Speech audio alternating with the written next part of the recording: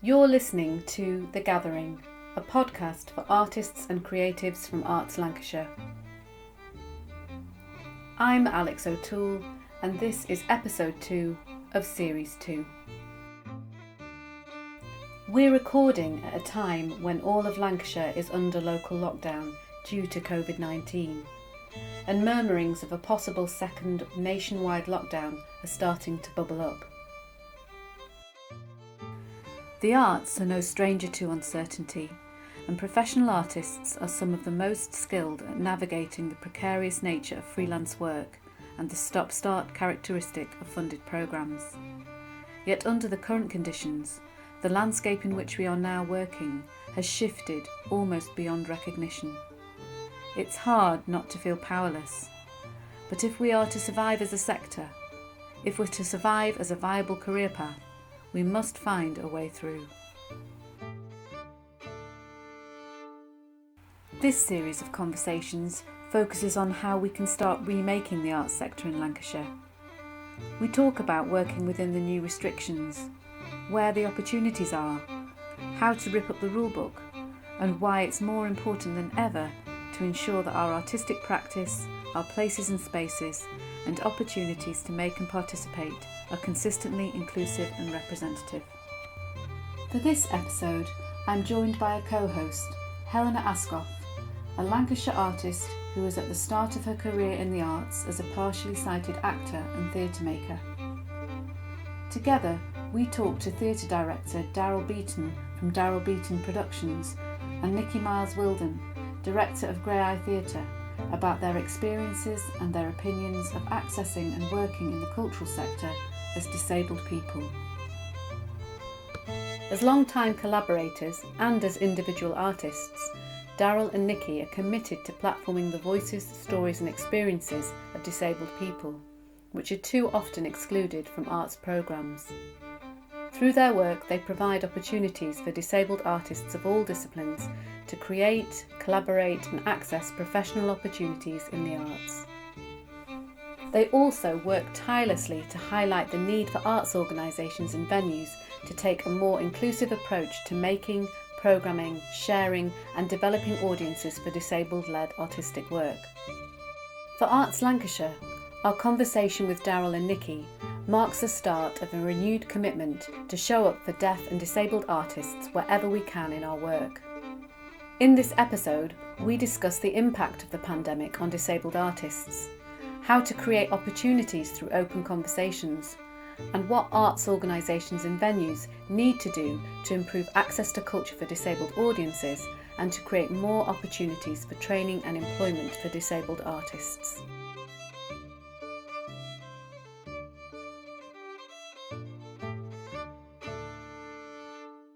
Hello, I'm Nikki Miles-Wilden. I'm a theatre maker. I work with Daryl, who you're going to meet in a moment. We work together and we create outdoor work such as Bingo Lingo, Bucka Brenda, the Great Barnsley Bake Off. And I'm also Associate Director for Grey Eye Theatre Company, where I'm the head of the new writing department. Hi, I'm Daryl Beaton. I'm a theatre maker. I have my own company, which is creatively called Daryl Beaton Productions. And I tour indoor family work, and obviously I work with Nikki on Wild and Beats. And, you know, all of our work is around how can we make it sort of accessible, inclusive and creative. I'm Helena and I'm a Northwest-based disabled poet, actor, theatre maker and teacher. So Nikki, can you tell us a little bit about the work that you were doing prior to lockdown? So work I was doing prior to lockdown was a lot of, at Grey Eye, I just started creating a fully accessible rehearsed reading night called Crips with Chips. Which actually there isn't anything else kind of like that goes on. So everything was captioned, audio described, and it was the chance for disabled writers to try out new work. We literally just launched that in February with the next one due to be in April. Also started to develop new work by new writers. Daryl and I were planning on getting the Great Barnsley Bake Off potentially having more time to develop that as a show and try that out for outdoor audiences. I was also making a piece of work. Another role I had, which sadly finished last week due to end of contract, was a young company program leader up here in Manchester at the Royal Exchange Theatre. And I was due to be making a piece of work with the young company and the elders, which obviously it was going to be a massive like music festival in the round, but sadly we couldn't make that, so we had to put that online. So yeah, my work was quite varied, through sort of new writing through to devising work with community groups, and then with the potential of creating new work for the summer, and also working on a project with Daryl, which we just nearly cast the project. And Oh no. yeah, and we're due to go into rehearsals in like end of March for a fantastic sort of sharing of the work of where it was at. So yeah, there were many projects which have had to be delayed. Really. Yeah, so it sounds like you were doing so many different things in so many places as well. What about you, Daryl? What were you doing before lockdown? It was the same sort of story, really. So I had sort of two major pieces of work on that were just about to kick off as lockdown kicked in. One was my A Different Way program, which was around how you make and commission and create disabled-led work for young audiences, and that's an area of work that I tour in.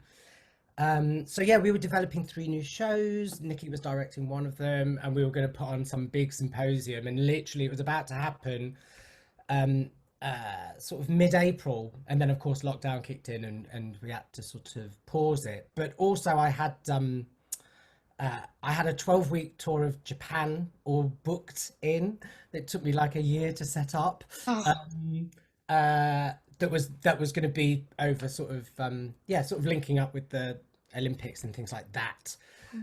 So literally, and then my other role within some work I do is with an organisation called Drake Music, who are sort of leaders in disability music and technology, and so I do some work with them. But obviously, I took 3 months off them to sort of do this project and tour Japan. So yeah, literally overnight there was a 3-month hole in my calendar. Oh my goodness! So you were physically touring Japan? Yeah, for 12 weeks.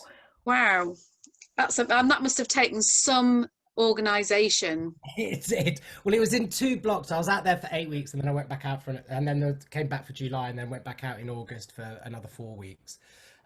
Yeah, it did take a lot of organisers. Oh, so for both of you, has all that work been delayed, or has some just like completely stopped? Or will it be remade in a different way? You know, so with A Different Way, we're sort of because all of the R&Ds were virtually complete, so we're just looking at new models of how we can share that.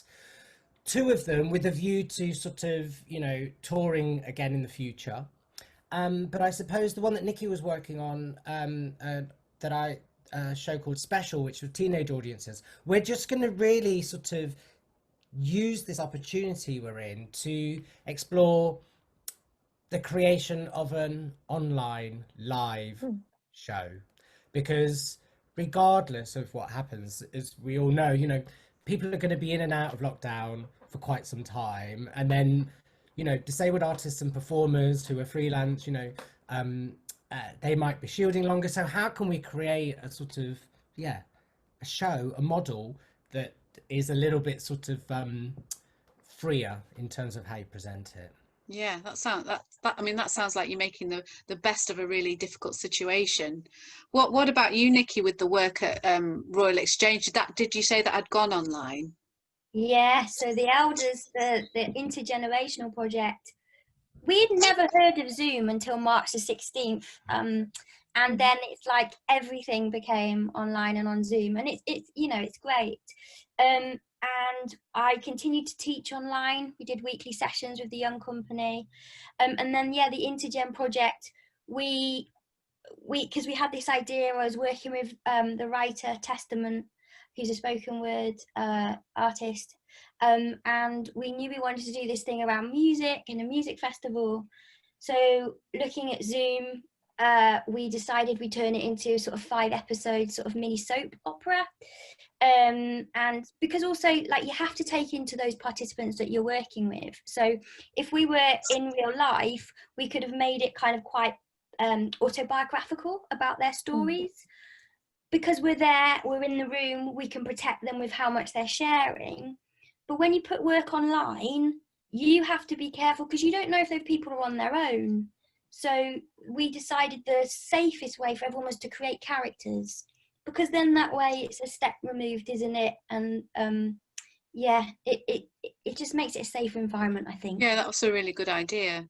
So we created this sort of soap opera that everybody fed into. We built characters. Testament and myself worked on the storyline, what it could look like, and we were lucky that the Exchange gave us their digital media content person, who I think he learned how to edit like literally in a week, more than what he'd ever edited before. We managed to get that out and on YouTube in May, and then with the work with Grey Eye, it really felt like it was still important to get, even more so, to get disabled voices out there and still reach audiences. So we, Jack Thorne is one of our patrons, and he kindly came on board with our project called Crips Without Constraints. And we selected 11 writers, disabled writers, to write a monologue about the situation. Nobody was allowed to mention COVID, which was great. And these writers wrote these fantastic monologues, and we employed disabled artists to perform them. And myself and Jenny Seeley, the artistic director at Grey Eye, we directed them, and it was all done over Zoom and self-taped by the performers. And that went out as a program. And we thought, well, because we're reaching such a wider audience, and maybe people that we'd never reached before, let's package it. So we did the play that went out. Then we also had a picture taken from sort of Grey Eye archives, and then we'd finish it off with one of our podcasts that were repeated. So it, a play, a picture, a podcast, it kind of came a bit of a package that we could put out and kind of remind people that disabled artists are here and that we are still creating great high quality work. Do you think technology this time has helped or hindered artists creating work? I think it depends. Like I feel like it's really weird, isn't it? Because I'm falling out of love with it a little bit now, because I can't wait to get back in the room with people. But I'd say it's allowed us to reach wider audiences, but then not every digital platform is accessible for everyone. I know there's issues with Zoom, the way it can be read, for different people, it doesn't work, whereas other, like Skype, Google Hangouts, are we going to get sponsored by them by mentioning them? Like they feel like they're better digital platforms. And also, just because we're putting online doesn't mean to say it's automatically accessible. We still have to, audio description and captions. No, I mean, I completely agree. I think the biggest problem with technology is the assumption that if it's online, it's more accessible. And therefore people think, oh, but it's online, anyone can see, it's really accessible. And I think it's that sort of dramatic, sudden shift to online, and the use of technology, just means that, for some barriers are removed, but for others, there are even more barriers now than there would be before. So the barriers are still there. They're just manifesting in different shapes and sizes and ways like that. And some of the artists I spoke to was starting to feel a bit, and this is sort of a side note really, but a bit uncomfortable about, or felt pressured about, the quality of what they were recording when they were sending off, if they were a performer or something, because another artist might have some really great cameras and I've only got my phone, and so there was so many sort of multiple levels. But I think the biggest thing is what sort of Nikki said, that there isn't one platform that's accessible to everybody, and therefore how really can a community connect, and especially during lockdown when there's constant barriers to communication. So I think it's a little bit of a double-edged sword, because I do think the benefit is that actually it's made organizations, artists, people who want to engage, to push themselves into how they can reach more people. I think as well, my fear is like thinking of theatre, because that's my background. Like, you see all these theatres putting stuff online, and I know, like, a friend of mine who's visually impaired has said she's actually enjoyed it because she can zoom in and see the actors' faces. Like, she's unable to do that when it's at a theatre. Like, she's not even had to have the audio description on. She's been able to just sit there and sit quite close to the screen. So she's loved it.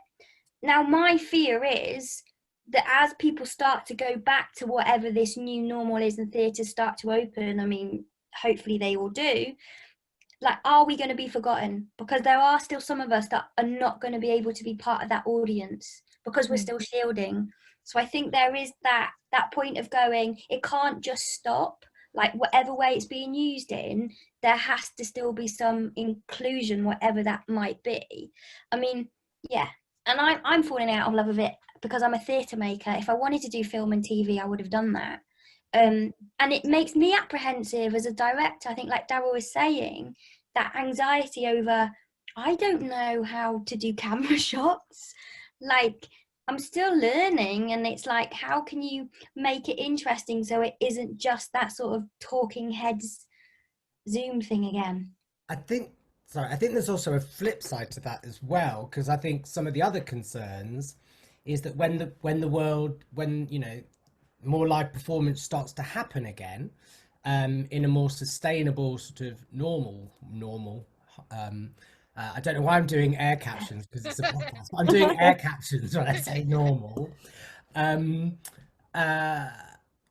Is that actually, you know, organisations or venues might use that as an excuse and say, no, it's not accessible live, but we've got it online, so you can just sort of watch it there, and that's our access option. And so I think moving forward, we're just going to have to, it's going to be a hybrid. It should be a hybrid. And that actually creative content is made for the platform that it's meant to be on, rather than just filming a show from the back of the hall and then putting it on YouTube. We've talked about what you just said, Daryl, quite a bit. You know, people just putting the same stuff that they would normally do just online. There's no real difference. And I think, you know, what when we do go back into theatres, when we do go back into our places where people can physically come and see live art, how are we going to integrate some of these benefits that do come from things like being able to do Zoom into a live experience? What do you think? I mean, you were just saying, Nikki, before that you had started Crips with Chips and you were doing captioning. Was that live? Yeah, so Crips with Chips was a live, it was rehearsed reading, so the actors would have the script the day before and then they'd perform it to an audience, and it was the chance for some of those disabled writers to have their work heard for the first time, and it was literally just 15-minute extracts, but they were all captioned, and we did a deal with the Greasy Spoon round the corner from Grey Eye, so everybody got a portion of chips when they arrived, and a glass of fizz, but it started to feel like we were really building up something that the community doesn't necessarily have, and I think it was that first one in February was just like it just felt like we were really starting something bigger. Were you live captioning whilst they were speaking? It was all it was all so the way it works, it's all sort of like the captioner has the script and it's copy and paste, and then if there's anything live, then it is live captioned. Or I can't remember, we had a signer when it was live, and then it was all the plays were live captioned. So these are the things that really should be standard, shouldn't they? Yeah, I mean, captions, for example, you know, should be a legal requirement, because it's not just for people who are deaf or of hard of hearing. It reaches a much wider sort of range of people who use English as a second language. Some people find it easier to read, neurodiverse, you know, learning disabled. You know, it's actually a much more wider sort of access tool than it's actually given credit for. And I think me and Nikki were talking about this only earlier, was around actually how can we now start to use that captioning in a more sort of creative, playful way, the same sort of way that we would use audio description or BSL in a live performance. How can you sort of include it and make it a little bit more sort of creative and playful? Yes, actually, I did see there's a production on at Grey Eye. I think is it at the moment they've got some creative captioning where it's part of the set. Yeah. That I was watching the sort of the trailer about it. That looked pretty cool. That was probably Reasons to be Cheerful, I think, that we had online. Or Or No, Sugar Water. Sugar Water, yeah. There might have been Solid Life of Sugar Water. I don't think it's either of those two, but maybe I'm wrong. Bastard. Bastard, yeah, could be that. Let's go through them. It's online at the moment on the site. Right. I don't look at our website that often. I'm sorry, I should have remembered what the title was, but it's about what it's like to be human, basically, and the set incorporated captioning within it, just part of the set. Right. Yeah. That, I think, you know, that's kind of what Grey Eye have done and can, you know, lead the way with, and, you know, other companies are starting to take that on board, which is absolutely brilliant. And I think it's just about, like Daryl said, seeing that creative potential for something. And I think that's why I get frustrated at the moment, because we were starting to explore so much in real life, IRL as the kids say, that now it's like, as we're working online, I feel like I'm having to relearn, like I have to learn what's now available, and what can we do creatively with it. And I don't have those skills. And are there people out there that do have those skills, and where are they? So it feels like I'm having to, in a way, reinvent the wheel on a different platform. So what do you think cultural organisations could do better to ensure that the way that they operate reflects the diversity of lived experience? You know, it sort of sits within that realm of sort of, well, first of all, listening. Oh my God, just listen to what's going on. There's quite a thriving sort of experimental, playful sort of disability art scene. So first of all, just listen. But actually, that type of work can only really grow from co-creation, collaboration. It can't be non-disabled theatre makers or producers making work for disabled audiences. It has to be a collaboration with disabled artists, because then that's the only way that that things will sort of grow and ideas will spark and it will ripple further within the organisation rather than just what they're presenting. And do you think it's consistent when, you know, when people produce, I know sometimes as a disabled artist, there'll be a commission for a disabled artist and then perhaps the organisation doesn't have one again for a couple of months. Do you think they should make it consistent, or what do you think about that? Well, exactly. I mean, I think that I think there is an inconsistency, and I think there is a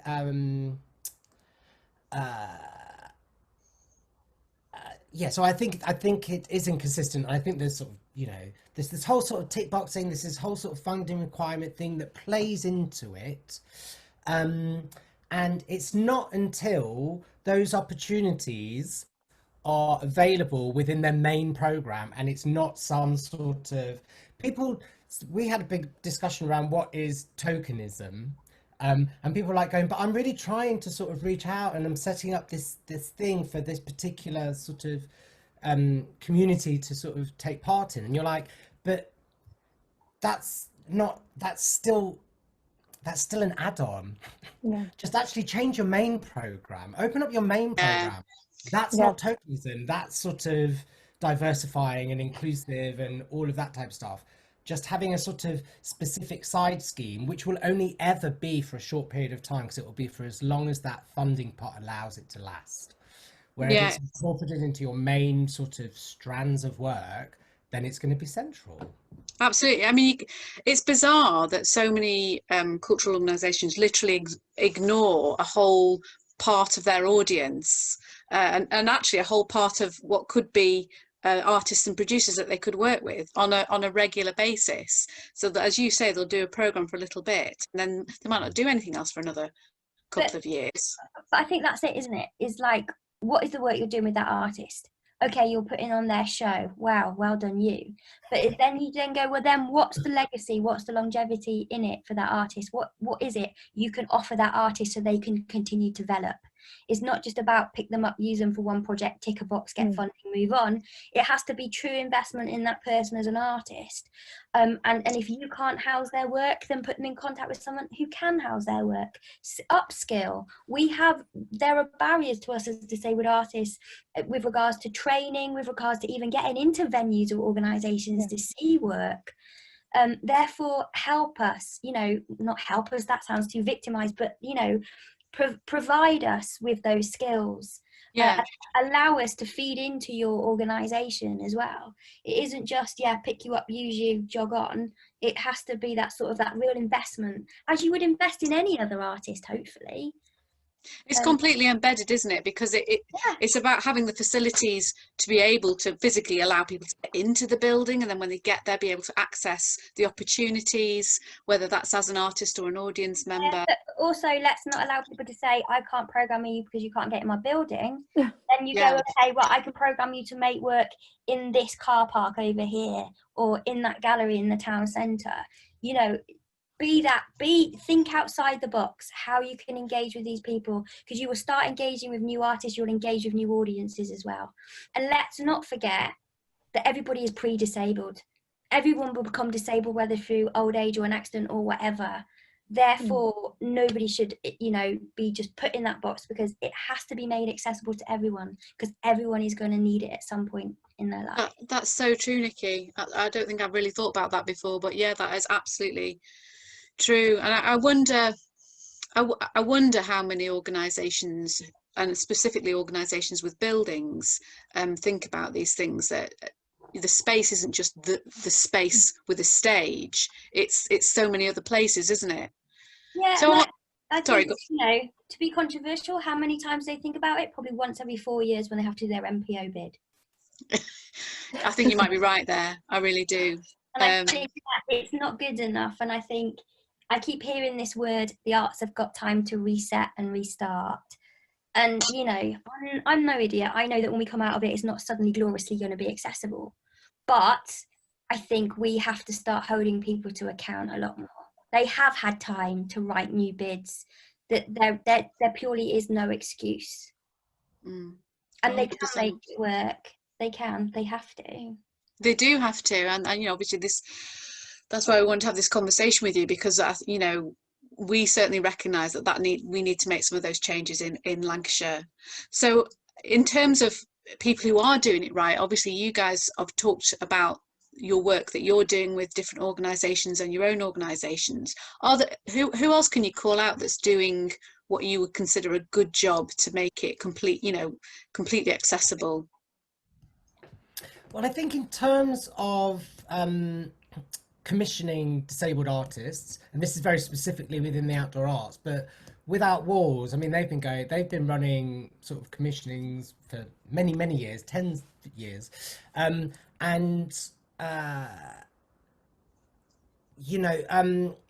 they've been really sort of championing or leading the front, I suppose. So they've made their mistakes and they've learned. But I would say their commissioning process, and once you've been commissioned, the support that they give you, access and inclusion is at the heart and embedded within it. So actually, as a disabled artist, your experience through it is quite smooth, as it should be.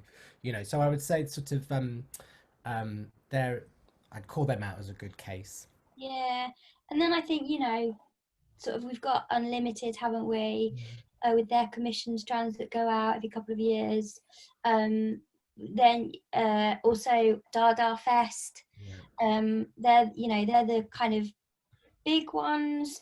I think GDIF as well, Greenwich and Docklands, they program good work by deaf and disabled artists and make as much of their work as they possibly can as accessible.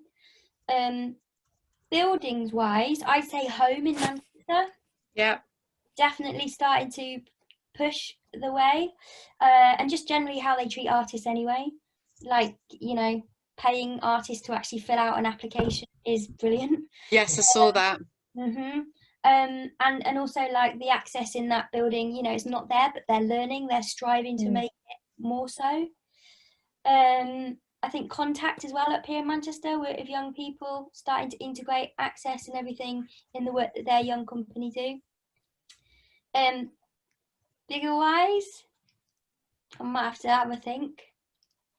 What wise, sorry? Like building wise, Oh, and building wise. it's like I can't say. I just like, I know we have the, like, there's the Ramps on the Moons partnerships, but how much more does that go than one production a year? I'm yet to see that, what that is. But you know, they've got agents for change in those buildings that are helping to again to bring those disabled artists in. So it is happening. On another note, apart from non-disabled led organisations, I can't think of any that have disabled senior level staff or creatives. And that's another thing, isn't it? Sorry, Helena. That's But, all like, right. but the disabled leaders, Yeah, exactly. They're all in disabled led arts, but they're not in non-disabled led spaces, right? we've got Amit Sharma now, who is Deputy Artistic Director at Birmingham Rep, which is brilliant. That's massive, yeah. But apart from that, I guess I had a question, especially from my point of view as like a performer as well, going for organisations, because my disability is kind of hidden, but it's not, you know, I've got an impairment, my eyes wobble. If you look at me long enough, you'll see it, but otherwise I don't. And a question that I always have for people is, how do you approach companies when you are a disabled person, they don't particularly have a high disabled cast, or is there certain things you should and shouldn't say, or should you just come out and say, I'm a disabled person and I want to audition for you or work within your company?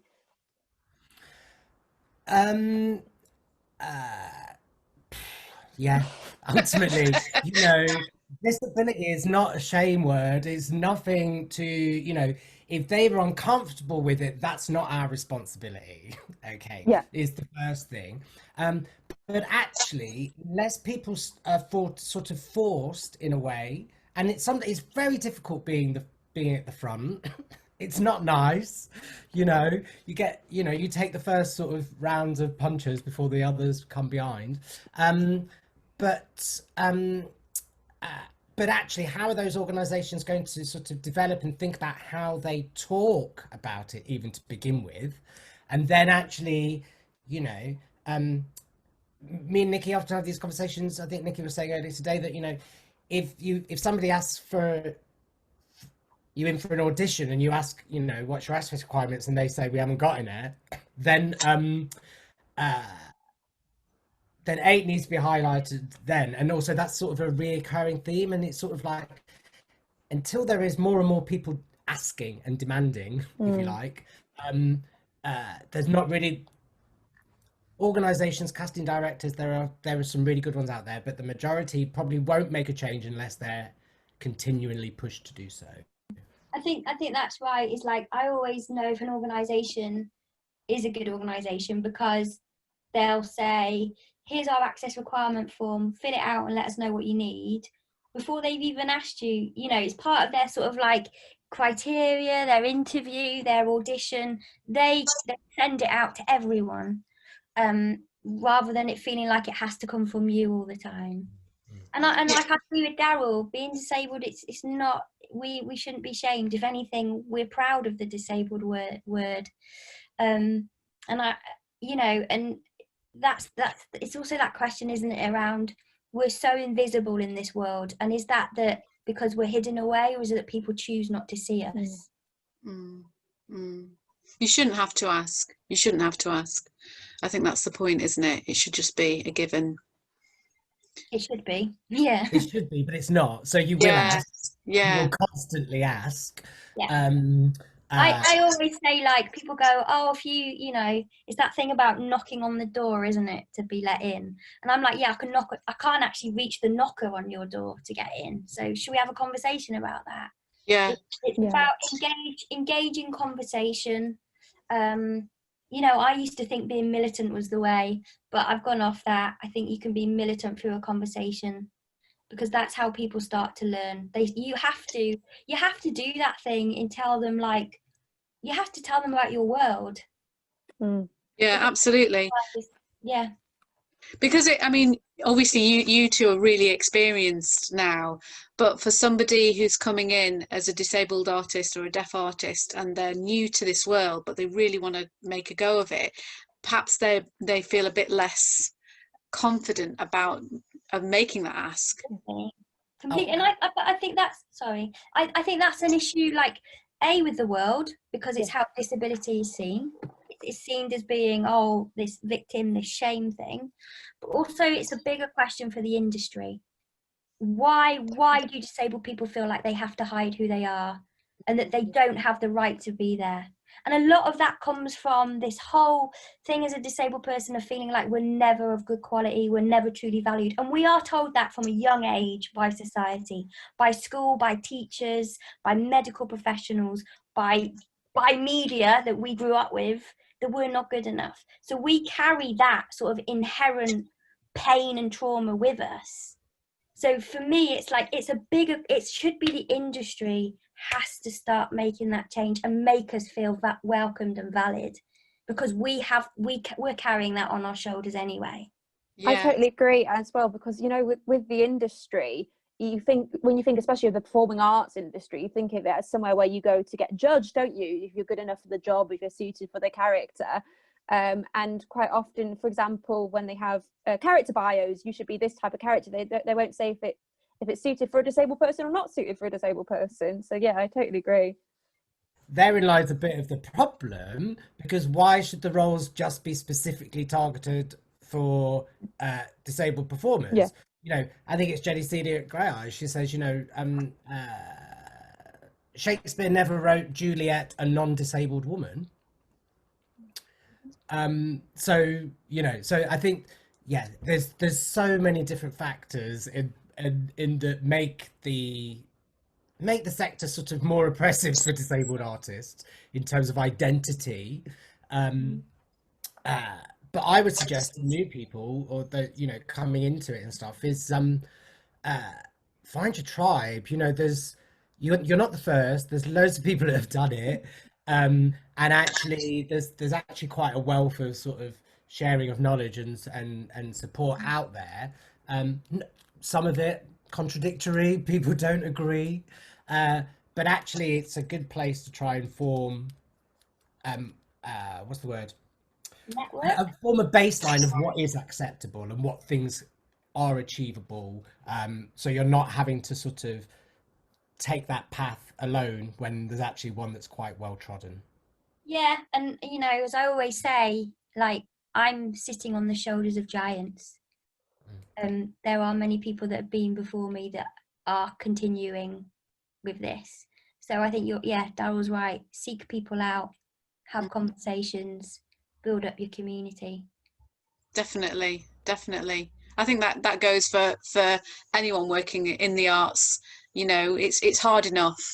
So you've got to find those networks. You've got to find those people that can help you, and you'll know who those people are. You'll know who those generous people are with a generous spirit. So yeah, it's definitely about doing that.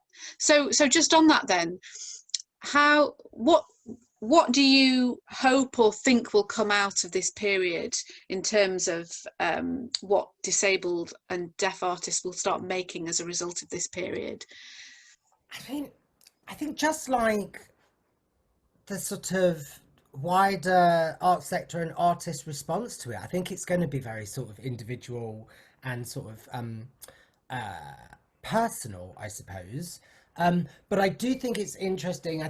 I believe that there's a real desire for people to get back out there and making, but it's interesting, you know, there's some outdoor festivals that are starting to take place. You know, we had GDIF at Great Greenwich and Docklands at the weekend. There's a couple of sort of more localized outdoor arts festivals.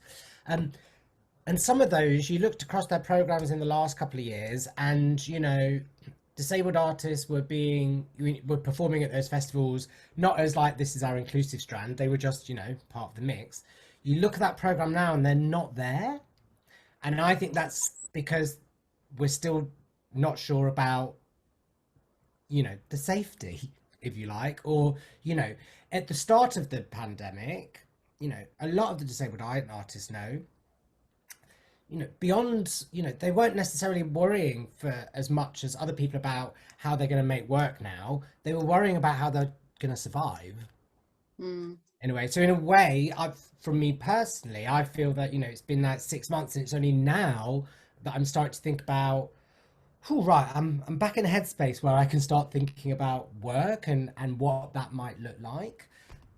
So in a way, it feels like a little bit behind, and sometimes that feels unfair when you see non-disabled artists back in a rehearsal room. You're like, I'm not there yet, because I've been on a very sort of different journey. So yeah, I do think there'll be, I do think there'll be, we've become much more understanding of the pros and cons of live versus online. And I think in an ideal world, I think myself, I'll get to a holistic part where both will be relevant in my practice moving forward. Yeah, I agree. I think we will reach that point. I think I will. I'll probably find the love in the digital work again. But I think, like, talking to particularly some of the writers that I work with at Grey Eye, some of them just want to write like really strongly the disabled narrative, but maybe not like about experience in lockdown. I think focusing on what that is and what life is, and yeah, but it's a struggle, isn't it? Because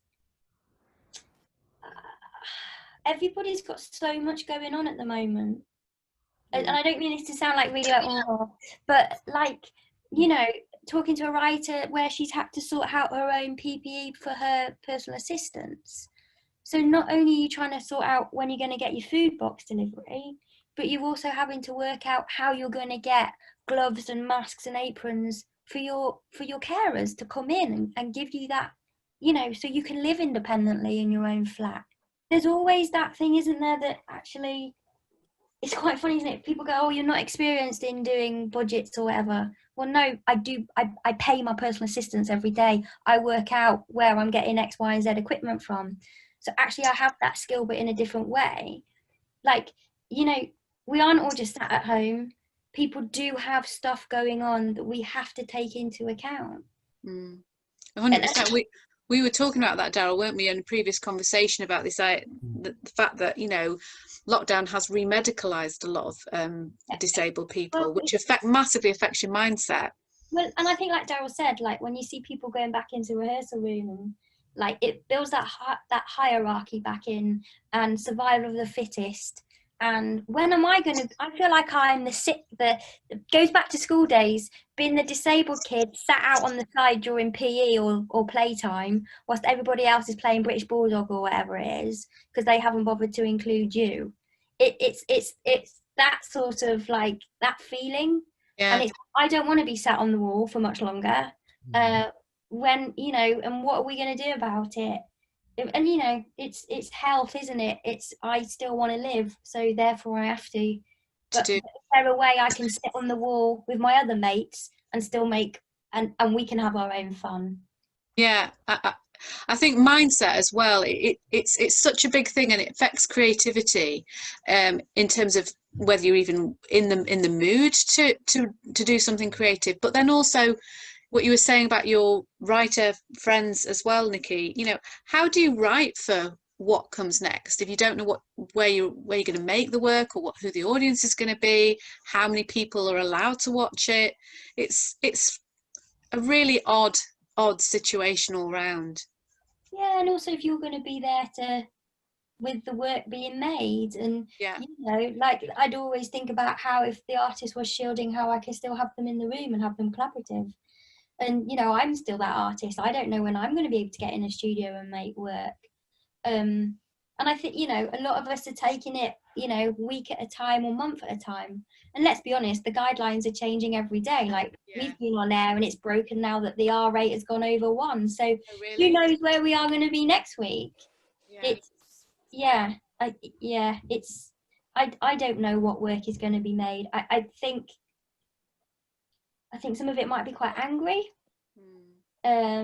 People will come back. But I also think, I think it will take us a bit longer to get back to it. Yeah, and I think what will get lost in that is our voices then, because it will be sort of, the voices that we'll hear, the voices that write shows that will get put on, won't be ours, I suppose. Yeah. Is the worry. Is that one of your biggest concerns then going forward? That you've kind of lost a bit of ground, or a lot of ground? I worry that we were starting to get to quite a good, although it doesn't sound like it, does it, from this conversation? But like, we were starting to get to a good place, like having conversations with those bigger organisations around, starting to hold them to account. What are you doing, Rufus Norris, at the National Theatre for representation throughout? We were starting to really have those conversations. And now it feels like these places are too busy, thinking about, have they all got jobs? Have they got a building to make work in? So it feels like those conversations that were happening are now going to be put back another 18 months to 2 years. Yeah. And as artists, is disability arts going to go, what's going to happen? And I think in a way, it's not so much the work, because I think the work itself will always be made and survive, or survive might not be the right word. But I think what we got to is it felt like there was a sort of cultural shift in people's minds. And I think that's what Nikki's talking about, the conversations, that actually it was about, I get, so, it felt like there was a cultural shift. And that's because there were more disabled artists having opportunities to make work. There were more disabled people getting out there seeing shows. The increased visibility was really strong. And that sort of held those bigger organisations to account.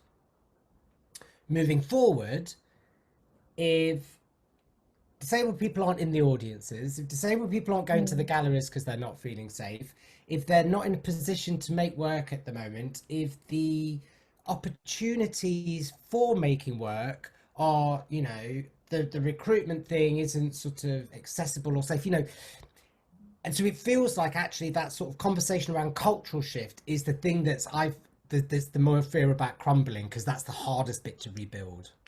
Yeah. So I completely understand where you're coming from with all of this, and I think I feel angry that anybody is in this position.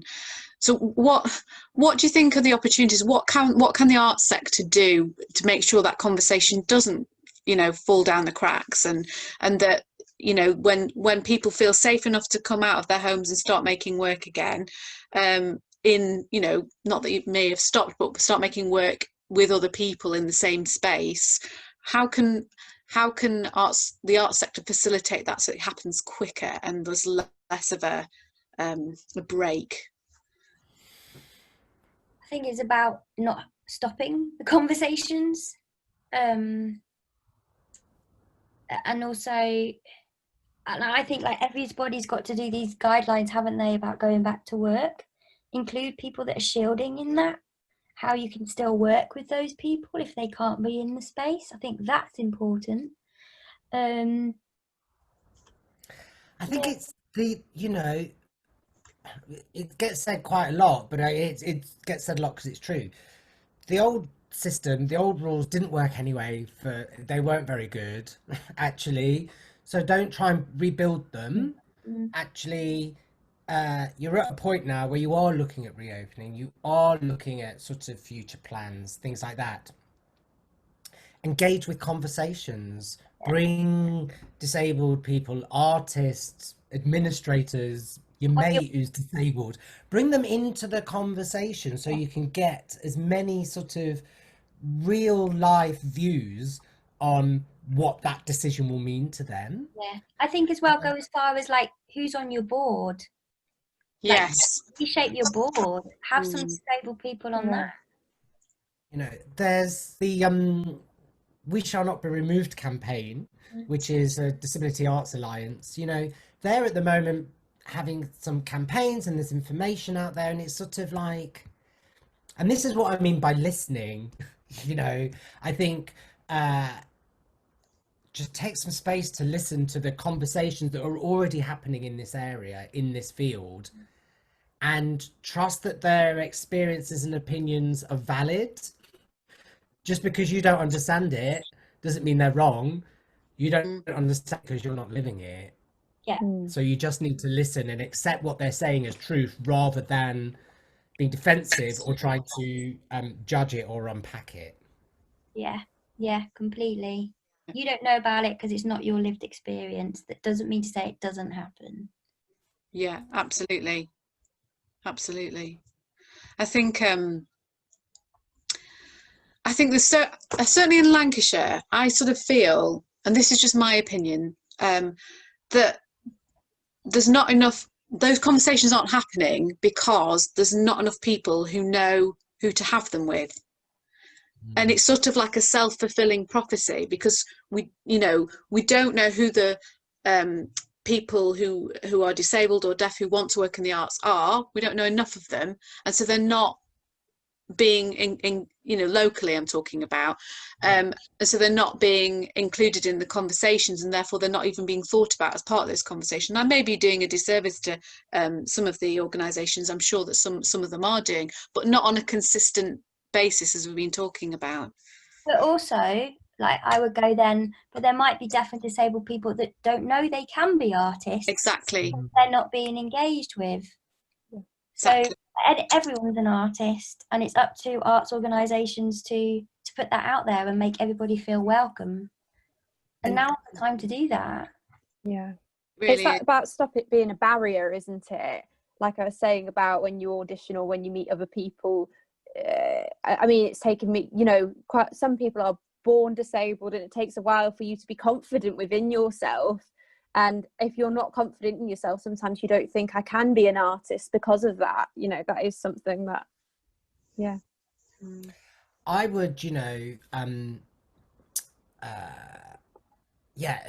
are the regional key players that they should be leading on this? So, for example, who in the region gets the most Arts Council MPO money? Go to those type of, look at Arts Council diversity data as well. See what they're doing in terms of their sort of diversity agenda and in terms of their representation within their company. And people are like, oh, but now's not the time. Now is exactly the time to have these conversations and go, actually moving forward. No one in the region is really holding this. You're a big MPO, for example. Let's have a conversation about how we can work together to hold something so something can start. Yeah. Because the other problem is what it ends up doing is becoming the sole responsibility of a freelance artist who's really passionate about it. Myself and Nikki have been these people ourselves, where we'll hold a group, we're not being paid for it, but we're just going to try and drive this agenda. And that's just really unfair, actually. It's okay, it should be led by those people, but those people need to have a place to live, and that should be within some key regional organizations that are receiving public funding. 100%. So, well, that leads me on to, where can people find more information and get support to help them with their thinking and their working practice about making their spaces, their places, their practices more accessible, so that we can enable more disabled and deaf artists to enter and make work within the arts? I'd say look at the organisations that are already doing it, seek it out. There's many a panel discussion going on at the moment. You'll find one every week, probably. Look at the We Shall Not Be Removed. There's a bunch of great organisations and artists on there. You know, follow people like, you know, Grey Eye, Definitely Theatre, Unlimited, Dada Fest, Diverse City, Mind the Gap, Hijinks. You know, that's just to name a few. Have conversations with them if they're in your area or in your region. Find ways that you can pay disabled artists to come together and have a discussion and a conversation to feed into your venue. And you know, that I'm a great believer in Field of Dreams. If you build it, they will come. Yeah, you have to build it. And I think it's true investment in those people. So seek them out and have those conversations with them. Yeah, I mean, I agree. You know, one of the big things I say, and again, I feel like a broken record about listening. I always say to sort of like organization, people ask me that question. I'm like, well, how many disabled artists do you follow on Twitter? How many disabled organizations do you follow on this? You know, and actually, if you're not following them, you won't know what people are talking about. And following them on Twitter and things like that is such an easy first step. Yeah, I'm always amazed about how many organisations, they might have followers, but they don't follow their followers. And surely that's the easiest thing to do to generate an audience, an engaged audience. Have a conversation. And, you know, and then there's sort of, there are many of sort of, you know, toolkits and fact sheets and little bits of information that, and the problem is lots of different organizations do them and they do them very well. But the problem is they're really sporadic. So this is my shameless plug. As part of a different way online, we're pulling together all of those sort of resources, trying to pull as many as we can into one place. Yes, well, we'll link to that. We'll link to that, Daryl. We'll link to that in part of the show notes. There's space on my website soon that'll sort of break it down into sort of, you know, lots of different sort of categories. None of it, I should say, is generated by me. I just got annoyed. It's so sporadic, so I'm just trying to bring it into one place, basically. That sounds like a good idea. Well, thank you so much. I mean, it's such a really interesting conversation, and it just needs like so many practical just action, really, not just from you guys, but just from the whole sector, just to sort it out. It feels the first action should just be then to commit, say it out, just say I'm going to do this and get it out in the open. Because until they actually say that and sort of do a little bit in the background and like a little bit over there, until they just publicly say, we realize this is a problem, we're going to address it, join us on that journey. Yeah, well, I'm saying that now on behalf of Arts Lancashire. You know, we are committing and we are going to do those things, and we're going to encourage and try and support those organisations that we work with to do the same. So thank you very much for your input. You know, it's been brilliant to talk to you and to listen to what you've got to say. Helen, would you like to say anything?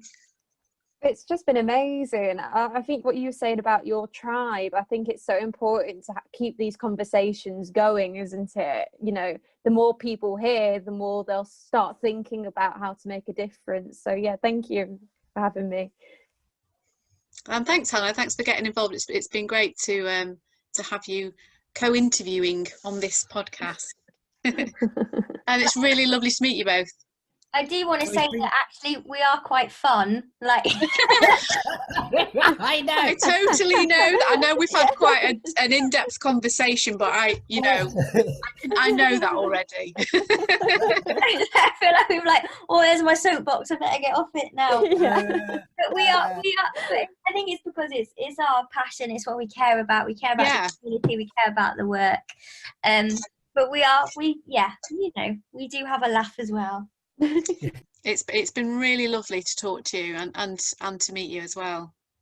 Thank you. Well, thank you for having us. Yeah, thank you very much. You're welcome. Thanks for listening to The Gathering. If you like this episode, let us know in the reviews, and don't forget to share it with your friends. For show notes, links to all the organisations and initiatives mentioned in this episode, and much more, head over to www.artslancashire.org.uk/The Gathering. If you want to make sure you don't miss the next episode of The Gathering podcast, subscribe to our podcast channel. You can also follow us on Twitter @Arts Lancashire.